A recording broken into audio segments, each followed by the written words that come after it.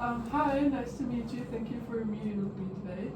Hi, yes, of course. It's very nice to meet you as well. Yeah, and my name is Lauren, just so you know. Okay. And what was your name? Sophia. Sophia, okay. And how was your day today? It's been pretty good, pretty chaotic. Yeah. Yeah, I have a long drive, so I kind of just have to think of things to fill that space, so I'm not sitting in silence for an hour. So today I just want to talk a little bit about your childhood and learn more about that, if that's okay with you. Yeah, that's perfectly Okay, fine. perfect. So first, I just want to learn a little bit about where you grew up. If you want to tell me a little bit about that. Yeah, of course. So I'm originally from California. I was born in Sacramento and I lived there for the first 5 years of my life before moving to Oregon. I was primarily raised by my Nana, my mom's mom, and we lived with them at the time. So when we moved here, it was kind of a big adjustment because I was just with my parents. They spent most of the time working when I was little and in California, so all my memories are mainly with my Nana. Okay. How old were you when you moved to Oregon? It was right before my 5th birthday, so we had celebrated in California, and then the next week we drove all the way up here, and at first we moved to Beaverton. So, and it's kind of funny because I had to go to preschool twice because of Oregon's deadline for school. Yeah. So the deadline was 2 days before my birthday for the cutoff of starting, and so I had to wait. I had to repeat preschool and take it again before I could start. Do you remember anything about having to repeat preschool, or were you a little too young? I have a really good memory when it comes to that stuff. I just remember being really bored. It was hard because preschool here was very different than preschool there. I feel like there was a lot more diversity when I was in California. So when I moved here, it was kind of I don't know, also, it was also these kids had a weird bias against people from California. And I've even experienced that even as an adult. If people hear that I'm originally from California, they kind of get this ick face.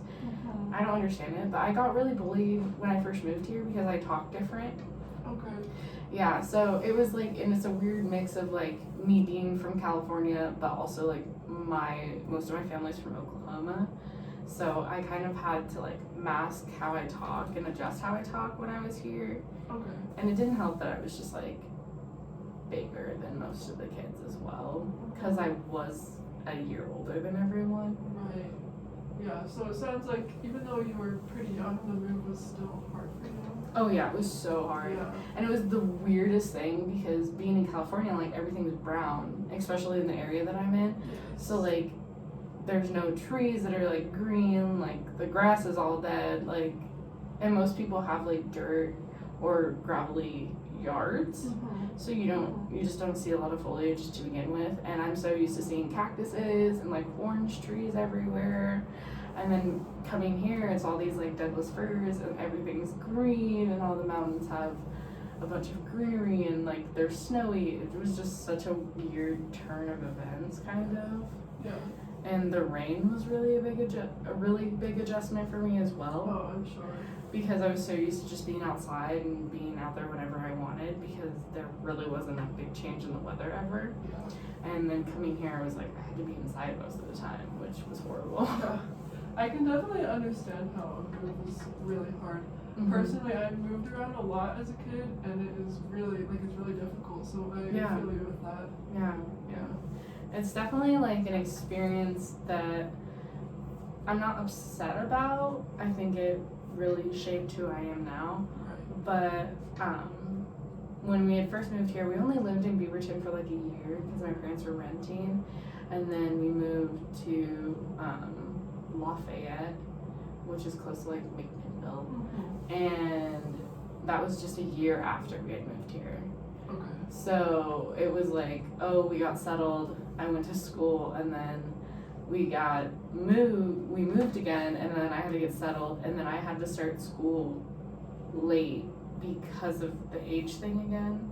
Yeah. which was super annoying. Right. Just getting me registered for classes and stuff was really difficult because I moved at kind of an awkward time in the year.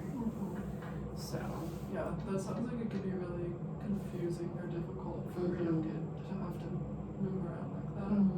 Yeah. Did you have siblings that moved with you, or other people in your family?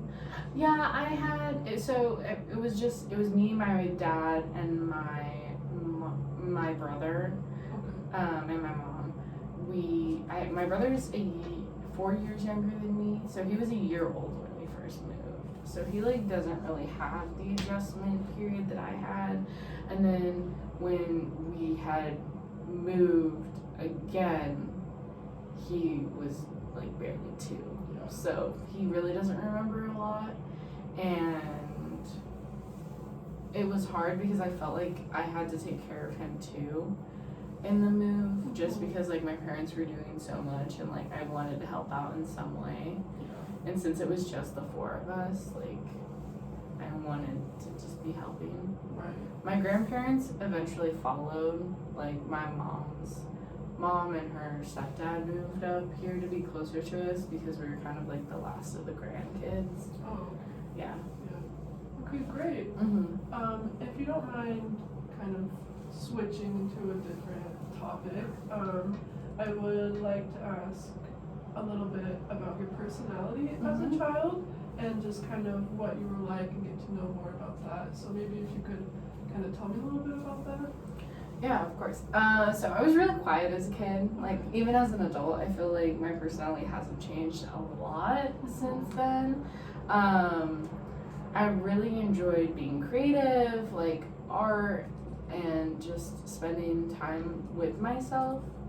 I spent a lot of time with my brother growing up, and so like he was really the only person that I like hung out with and played with. Yeah. And the moving also didn't help because you couldn't like make friends and adjust. So by the time like I was adjusted, we were moving again. But I was really quiet. I really kept to myself. I really preferred like solitary play, so I was just doing activities on my own for the most part. Yeah. So I know you mentioned you like doing art and some creativity kind of stuff. Can you tell me a little bit about how that was integrated into your childhood? Yeah. So my dad is really into art actually, so he was the one that really helped me get all my drawing supplies. And it's funny because he was the one that taught me to write.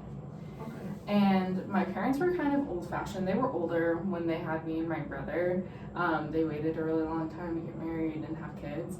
So when I was learning how to write, I originally started learning how to write with my left hand, but my dad was like super against it, and so he forced me to learn how to write with my right hand. Oh, okay. So it was just, it's like a weird memory to have because I remember he would have like a ruler and he would always smack the back of my hand if I tried to write with my left hand. Oh, yeah. And it was never hard. Right. It was just like a reminder, like don't. And so I would switch.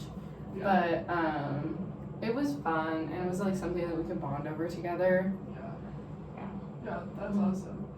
So when you were growing up, can you tell me about some hobbies that you had? I was really into just being outside. Okay. I really like messing around in the backyard and like digging up dirt. I was a very messy kid. Like I grew up with mostly male cousins, so like I didn't have a lot of exposure to other girls my age. Yeah. And like the only other girl really in my family was like my nana or my mom. So I was like very much more into like the like traditional boy activities of like being outside and being dirty and sports. I really like drawing and reading still, but that was like the inside the house things that I would do. I wasn't really much of a kid that liked TV, and we didn't have any electronics growing up, so I kind of just like had to figure it out on my own most of the time. Yeah. To me, it sounds like you had a really fun and childhood when you like you were were very creative and you just, Mhm. I don't know, it seemed like you were able to spend a lot of time outside and it seemed like it was good in that way. Yeah. I think for the most part my childhood was really good. Like, I think everyone has like difficult moments in their childhood, which I had, but I don't think of my childhood as like being bad in any way. Okay, yeah. Can you tell me maybe some of your most prominent memories as a child? I feel like sometimes, you know, a certain year in your life or something like that stands out. Is there something like that that stands out to you? I think I have a lot of moments and not necessarily like certain ages that stand out to me.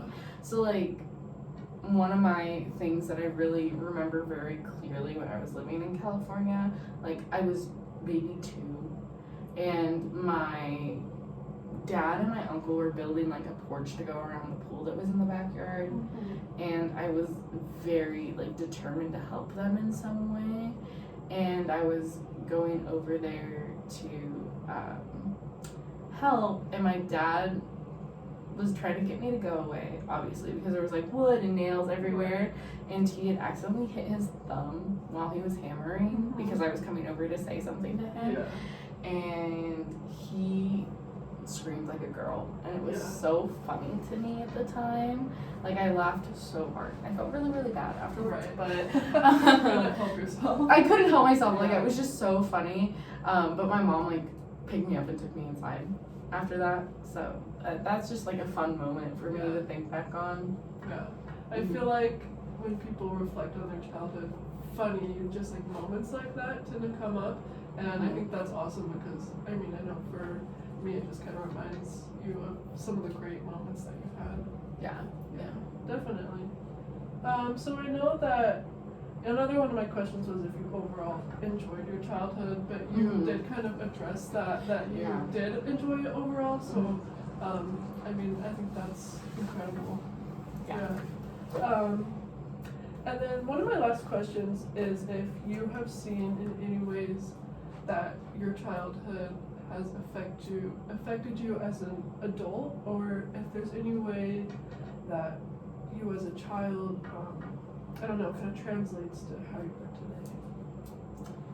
today. I think there's a lot from my childhood that translate to who I am today. My Nana, who I was really, really close to, died when I was really young, and it was very unexpected. And it's mainly because my parents like took the approach of like, oh, we're not going to tell her what's happening because we think she's not going to understand. But for me, like my Nana had terminal cancer and colon cancer, and so it was like she got diagnosed and then 5 or 6 months later she died. So, but during that time it was never explained to me like, oh, this is something that could happen, like death wasn't explained to me, and so like she just died. And like it was like, oh, she was sick one day and the next that she was gone. And like I think it really shaped all the ways that I acted after that and like who I am as an adult today, because she was really influential in my life prior to that. So I just think that there's a lot that happened in my childhood that just sticks with me today. And like a lot of the choices that I make or have made were just driven by the feelings that I had then. I mean, that definitely makes sense. When you kind of reflect back on that experience with your Nana and not being told about what was happening, what kind of feelings like come up? What do you think about that? I think now as an adult that like understands that my parents were also just dealing with the information, I can sympathize with why they had the reasoning that they did. Like as I got older and like I did eventually find out more about the situation, like, oh, everyone knew that she was gonna pass away, like I had a lot of resentment and anger towards them because it's like, why did everyone know but me kind of thing. And I held on to that for a really long time, but now I can understand like, oh, my mom was losing her mom. like she was trying to process it herself, and like I can understand how that would be hard to process, but also like having to repeatedly go through the process with your children as well. Yeah, definitely.